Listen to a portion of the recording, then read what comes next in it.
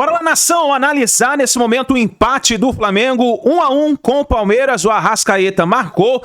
Teve lances polêmicos, vamos analisar tudo isso, mas dá aquela moral, explode o dedo no like.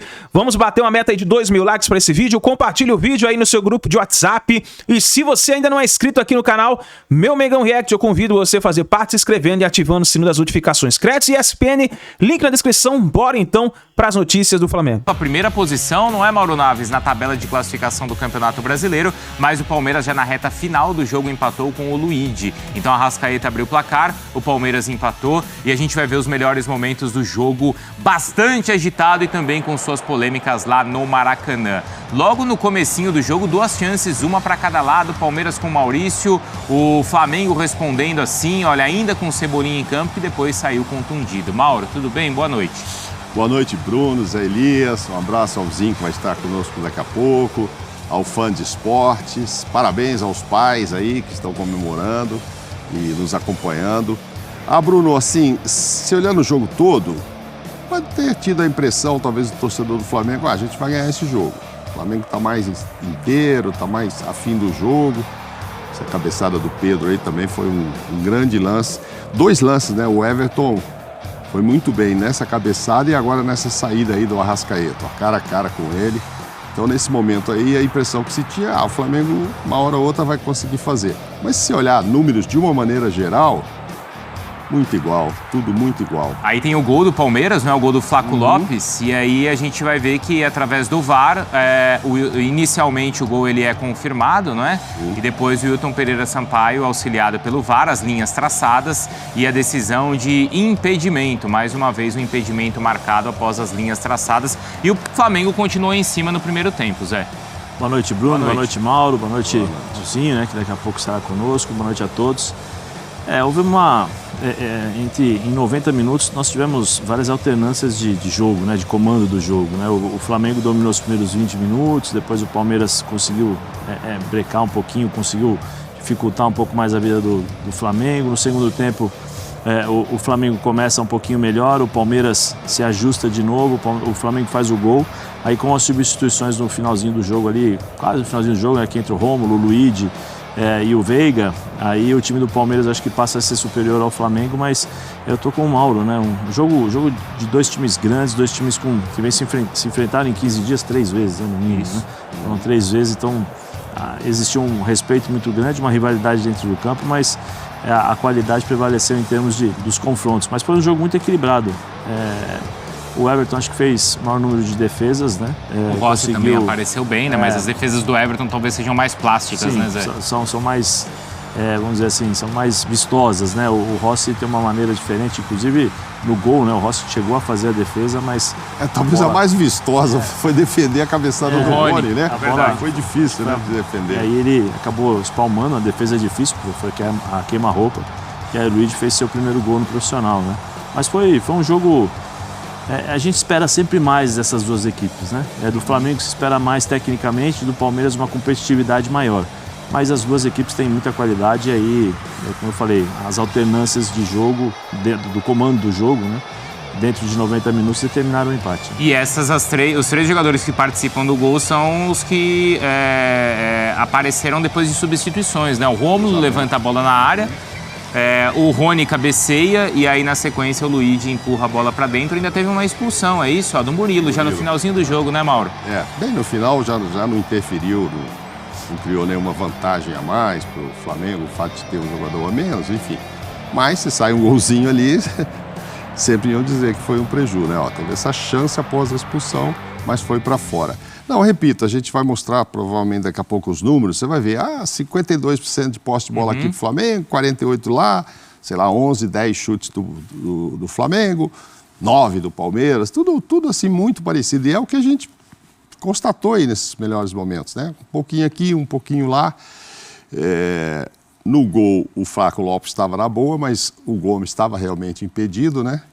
Eu estava brincando na redação com a Renata, que agora é o VAR feijoada, né? Uma hora é um joelhinho, uma hora é uma orelhinha, uma costela. Uma costelinha, entendeu? Rabo. Vai ter o rabinho quando tiver de costas. Essa feijoada não é a light. Pois é. Não, pesada. Mas é isso, é sempre aquele pezinho que ficou, aquele joelhinho. Porque dessa vez, nesse gol, né, no lance do Gustavo, é um lance também ajustado, mas não me pareceu, talvez não tão ajustado quanto do meio de semana, porque aquele é quase que quase que imperceptível, né? E outra, a imagem, a gente olhando do lado de cá, quando o Gabriel Menino vai bater a falta de lá, eu não tenho precisão nenhuma de que momento... Isso do meio de semana. Do meio de semana lá, que momento parou esse frame, entendeu? Ele já tinha chutado, não tinha, tal. Estava muito ajustado. O que mais me chamou a atenção, eu comentei naquele lance, foi que haviam, acho que 9 jogadores do Flamengo dentro da área e o Flaco cabeceou livremente. E o Flamengo que contratou um especialista em defesa, né? Tirou o técnico da Ferroviária, levou para lá para começar o técnico, para arrumar mais a defesa, mas eu acho que continua dando ainda vacilos defensivos. Era uma oportunidade enorme para o Flamengo, que já sabia da derrota do Botafogo, que ajudou demais, o Juventude ajudou demais, tanto a Flamengo, a Fortaleza, que já estava lá, e Palmeiras, porque o Palmeiras, se não me engano, ficou com 38 pontos. O Botafogo iria para 46. O Flamengo, ele abriria 6 pontos de vantagem para o Palmeiras e ainda hoje, com um jogo a menos. Né? Botafogo hoje tem 43 pontos. Fortaleza 42, Flamengo 41 e Palmeiras 38. Não, Palmeiras 38. Se o Botafogo ganha, seriam 46. Isso. É muita coisa. Esse é o gol do meio de semana, né? Exato. Aí, ó, eu não vejo lá o menino, né, para saber que horas que ele bateu na bola ali. Que hora que ele bateu na bola, ele bateu. De que horas que o VAR parou o pezinho dele lá e tal. Enfim. Agora, isso aí tá certo, ok, anulou, hoje estava errado, anulou, e a gente vai nesse VAR, mas nada confiável, né? Ninguém vai me convencer. Quem disser que estava impedido, eu falo ok. Quem disser não estava, eu falo ok, porque eu não tenho uma certeza absoluta. Eu espero que a gente tenha câmeras melhores, um VAR diferente para o ano que vem. Com uma maior definição, com uma tecnologia melhor. Sim, porque você paga 100 milhões de prêmio para os clubes. Toda semana eu falo isso. Gasta 30 para um VAR melhor. Não adianta você aumentar toda vez premiação de Copa do Brasil, de Libertadores, É o cala-boca. Não, mas correu o risco de uma competição tão cara, assim, um prêmio tão alto, ser decidido, às vezes, num erro. Então, e aí... melhore esse sistema para a gente não ter problema, como tem lá fora. A gente viu agora na Olimpíada, inclusive o Brasil acabou de fazer um gol ali, né, na final contra os Estados Unidos, aí na hora, ninguém reclama, não, tá aqui e tal, marca, põe a faixa. Os nossos não, os nossos são demorados e suspeitos. Não estou dizendo que eles estão errados, que eles erraram os lances. Não, mas você fica na dúvida. A própria, eu não sei se ainda é o mesmo, até perguntar para a Renata quando ela chegar, a própria empresa que faz o software do VAR, ela mesma admitiu, né, que ela não tem uma precisão, que existe essa atual ferramenta, Renata, faz 5 anos que a Renata conta a mesma coisa pra gente. Tem uma diferença, não, né, a diferença não, e o importante é uma coisa. A diferença não é de 1 centímetro, de 2, é de 30 centímetros. 30! A margem de erro é de 30 centímetros, ou seja, não serve para nada. Quem tem ali a ferramenta na mão é que decide se quer marcar o impedimento ou não. Porque de um frame para cá ou um frame para lá, você classifica ou você elimina o time, dá uma vitória para um, dá uma vitória para outro. Se você pegar o lance de quarta-feira da semana, né, no meio da semana, você falar gol, passa. Isso passa. É isso que eu te digo, porque não é uma certeza absoluta. Não é uma certeza, realmente, não é certeza absoluta. Mas aí, sabe qual que eu acho que é o maior problema, Zé? Eu não vou nem... Já que a ferramenta ela não presta, vamos falar assim, né, ela não é precisa, para não falar que não presta, já que ela não é precisa, eu não vou condenar nesse gol de quarta e nem nesse gol de hoje, né? Porque o de hoje acho que já era visível ali, né? Mas peraí, é um absurdo em campo o Bandeira ter dado impedimento no lance do gol do Palmeiras, porque o Rony tá muito atrás, mas muito atrás do Vinha. Mas muito. Então, no gol de quarta, nesse gol de hoje, não dá pra condenar a arbitragem. Tem 2 ou 3 à frente, né? Ele levantou, né, sem ver quem cabeceou, né? Mas, pelo amor de Deus. Ele levantou. Ele tá lá pra isso. É um absurdo. Óbvio, claro. É um absurdo existir dúvida no gol do Palmeiras, no gol do Luigi. É o braço nervoso, né? Antes de acontecer o lance, ele já tá nervoso pra levantar. E às vezes acontece outros lances que a mão não fica nervosa e eu fico preocupado. Aquele impedimento claríssimo, o cara espera a jogada ser definida, o zagueiro vem, dá um choque com o atacante, e vai não sei o quê, o goleiro sai, o risco de se machucar. Em lances que a gente vê assim, o cara tá 3 metros para frente, levanta logo e para isso. Então são situações que a gente não tem como não criticar a arbitragem nesse sentido. A gente já vai trazer a Renata aqui para ela falar, claro, dessa questão toda do impedimento e também, claro, outros lances da arbitragem. Mas ainda sobre o empate, esse 1-1, bom para alguém, pior para alguém, Zé Elias, como é que você avalia? Eu acho que é bom pro Palmeiras, que não fica tão atrás, e ruim pro Flamengo, eu acho. O Flamengo, se somasse 3 pontos, ele iria para... Ele era o líder da competição. Ele seria o líder da competição 44, hoje. não é isso? 44. Não, 43 junto com o Botafogo, né? Ele tem 41, somaria mais 2, né? Mais 2, isso. 43, mas só que, ele continuaria ainda com...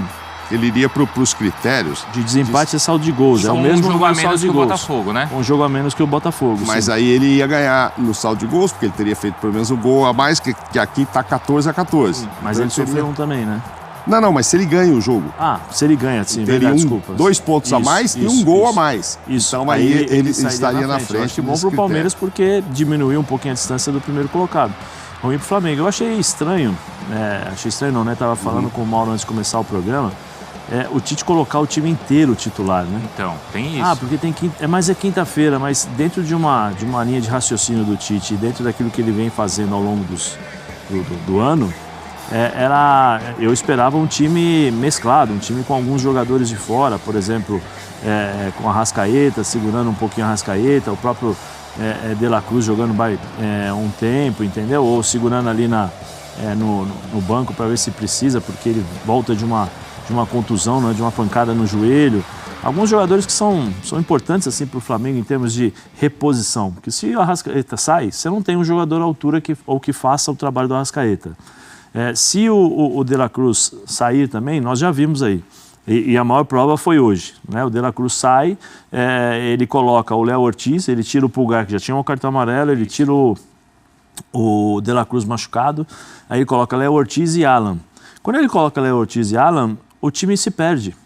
Se perde em posicionamento. Aí você tem o Veiga que entra para fazer um segundo volante, você tem o Rômulo que entra também para fazer um atacante, mas volta um pouquinho na marcação, mas sem a bola ele joga como um segundo atacante pressionando os zagueiros.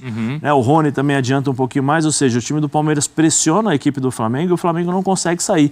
E aí depende do Gerson voltar no meio campo para poder dar um pouquinho de desafogo para os dois jogadores de meio campo, para o Léo e para o Alan. Nessa troca nessas substituições, o time do Palmeiras cresceu e se tivesse talvez mais 5 minutos, o Palmeiras poderia criar mais situações de gol, porque depois das substituições o Palmeiras controlou o jogo. Já vou chamar o Zinho então para participar agora sim aqui do Sport Center conosco, e já a Renata Ruel falando aí desses lances todos, dos impedimentos. O Palmeiras reclama ali de um cartão também que deveria ter uma cor diferente segundo o Palmeiras pro Pulgar, a gente fala sobre isso.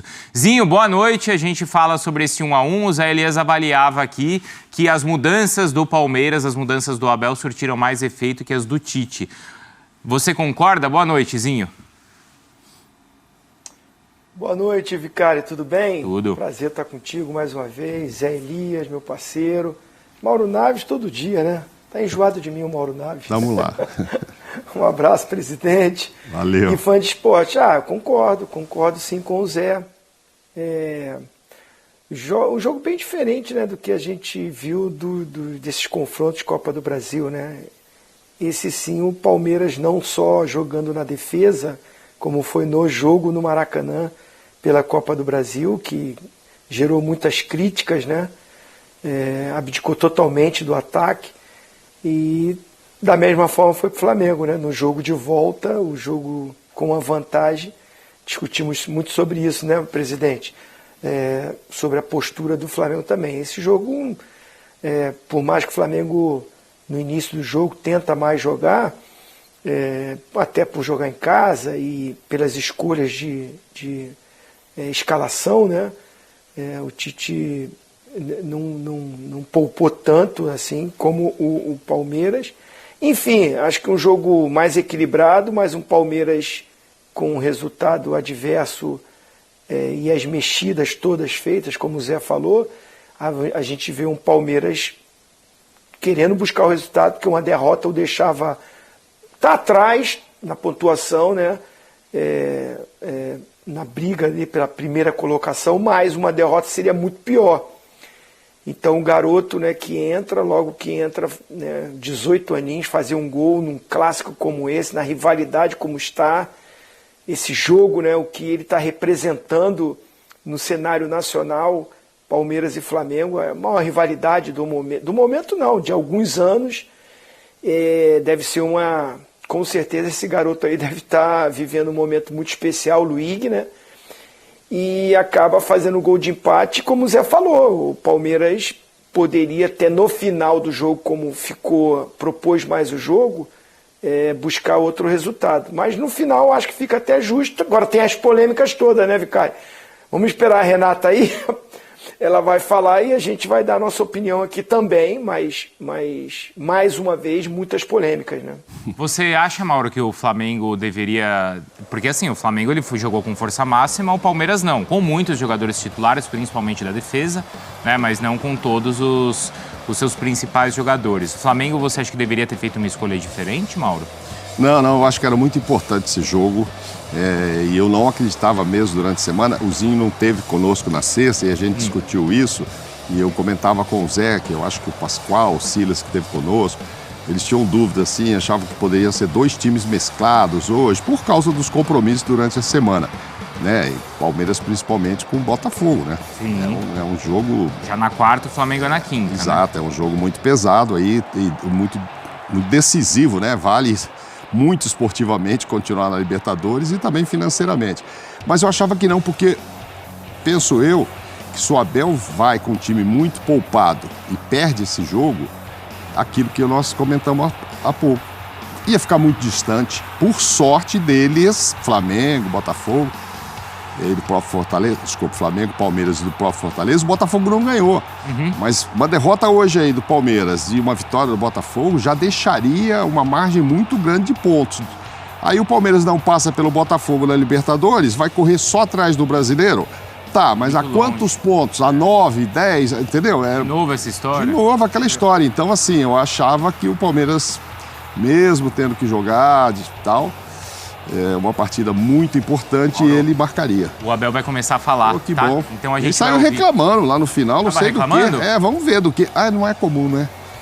Vamos ver do que. Vamos lá pro Maracanã, ouvir o técnico. Relação, a realidade é que o Palmeiras só veio no Maracanã pra bater nos jogadores do Flamengo e fazer cera. Porque pelo visto, meus amigos, foi isso que aconteceu, né, nessa partida. Só veio pra bater e fazer cera. Somente pra isso. E essa arbitragem, meus amigos, eu vou dizer uma coisa pra você, tá demais, viu? Muito difícil, muito lenta pra agir, olha, tá demais. Mas a gente vai analisar depois os lances aí nos próximos vídeos, a gente vai trazendo pra vocês aqui, mas coloca aí nos comentários o que você achou da partida, qual é a sua análise, o que você acha que precisa melhorar. Pra mim foi um empate amargo, o Flamengo tá vencendo a partida e tomou um gol de bola parada, mas vamos ver o que vai acontecer. Deixa o like e a gente se vê daqui a pouquinho no próximo vídeo.